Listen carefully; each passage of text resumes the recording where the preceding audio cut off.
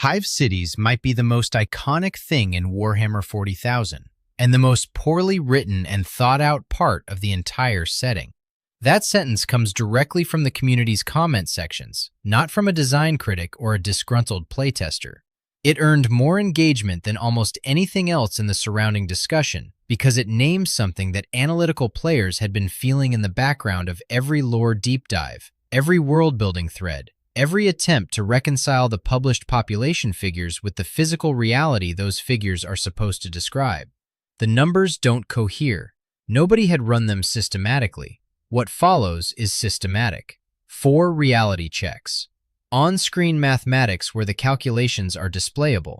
GW's own published canonical figures used as evidence against their own internal consistency. The prosecution does not target individual creators. The lore synthesis work is valuable. The community's mathematical archaeology is genuinely impressive.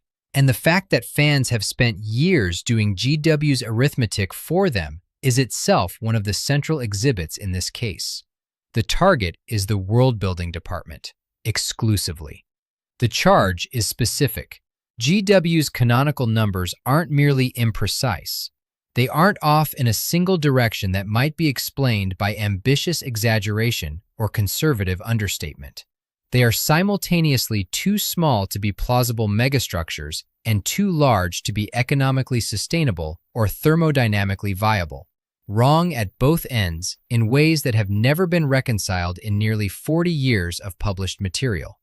To establish why this charge holds, you need to understand what GW has and hasn't documented about Hive Cities. Games Workshop has specified almost everything else about imperial civilization. Granular details the lore regularly reaches for. Liturgical scheduling of ministorum prayer hours. Heraldic conventions governing Space Marine chapter iconography. Approved color ranges for servitor chassis. Failure modes of void suit seals in vacuum exposure. The entire published body of 40K lore is a monument to specificity, except when it comes to the basic measurements and population figures of the setting's most iconic structures. Hive Primus has been the flagship city of the Necromunda game line for decades. Its height, base width, and internal volume remain unspecified in any official GW publication across 3 decades of the Necromunda game line. Not one official measurement. That pattern of absence is the background against which everything that follows must be read. Games Workshop had decades. Someone has to run the numbers for them. Before the reality checks can issue their verdicts, the evidentiary baseline needs establishing. The prosecution requires the canonical figures themselves, because the core charge is that those figures contradict each other.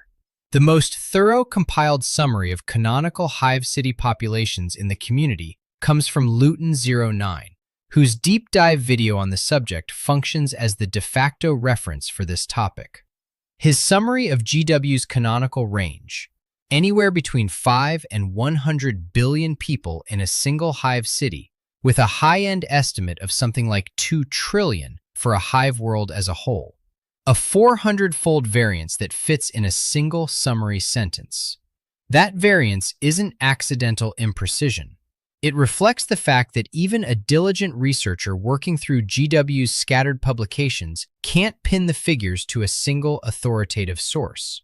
The canon is genuinely diffuse. The underlying GW primary sources for either the 5 billion floor or the 2 trillion ceiling weren't identified in the research for this script. If even the community's most thorough synthesizer can't produce a single quotable GW passage specifying these numbers, the canon isn't just inconsistent, it's structurally vague. Set scintilla beside it. Capital world of the Calixis sector.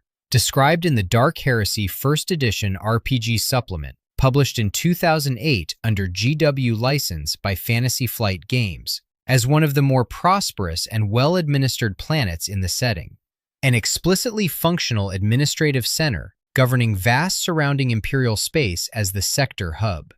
Total planetary population, approximately 25 billion, distributed across 3 major Hive cities. 25 billion divided by 3, roughly 8.3 billion per hive.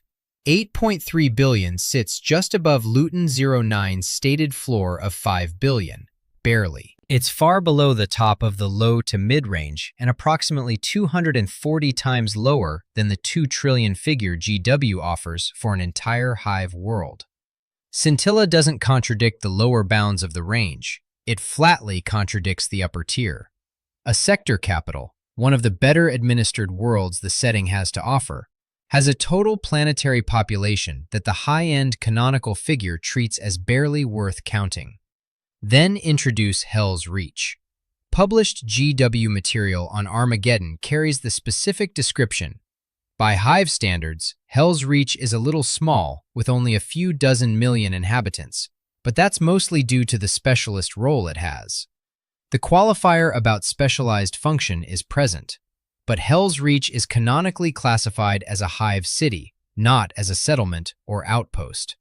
GW accepts tens of millions as a valid Hive city population. At the conservative reading of a few dozen million, 20 to 30 million, you have a population roughly equivalent to Greater Shanghai. At the ceiling interpretation of 90 million, you substantially exceed Tokyo's metropolitan area. Neither Shanghai nor Tokyo is anyone's definition of a Hive city. 3 tiers coexist in the published canon. Hell's Reach at tens of millions, Scintilla at 8.3 billion per Hive, Luton 09's high-end 2 trillion. The variance between the lowest tier and the highest, approximately 22,000 times. Games Workshop has never published a taxonomy explaining why one Hive has tens of millions, while another is implied to have orders of magnitude more.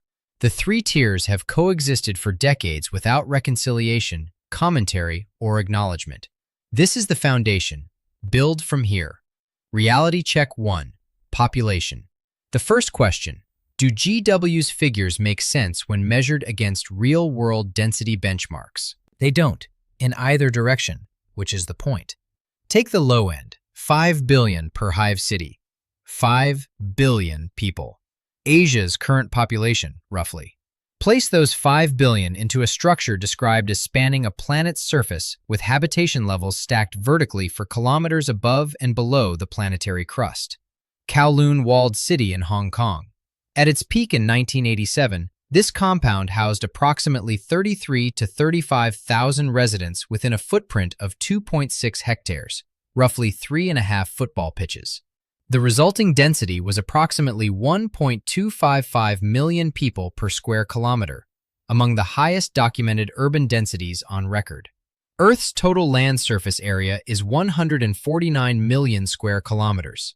Multiply 149 million square kilometers times 1.255 million people per square kilometer. The product is 187 trillion people, not billion. Trillion is how many people you could fit on Earth's flat land surface at Kowloon density with 0 vertical stacking. Hive cities have vertical stacking. That is their defining characteristic. Canonical descriptions place living levels dozens of kilometers above the planetary surface and extend habitation beneath the crust. At Kowloon density applied to any structure with meaningful vertical depth, the population figure should be substantially above 187 trillion before the vertical multiplier is even applied. Against this baseline, 5 billion people in a planet-spanning megastructure isn't a Hive city. It's Birmingham. A Birmingham with more underhive, granted. Still Birmingham in terms of what the arithmetic produces. Now reverse direction. Take the 2 trillion figure, Luton 09's cited ceiling for a Hive world.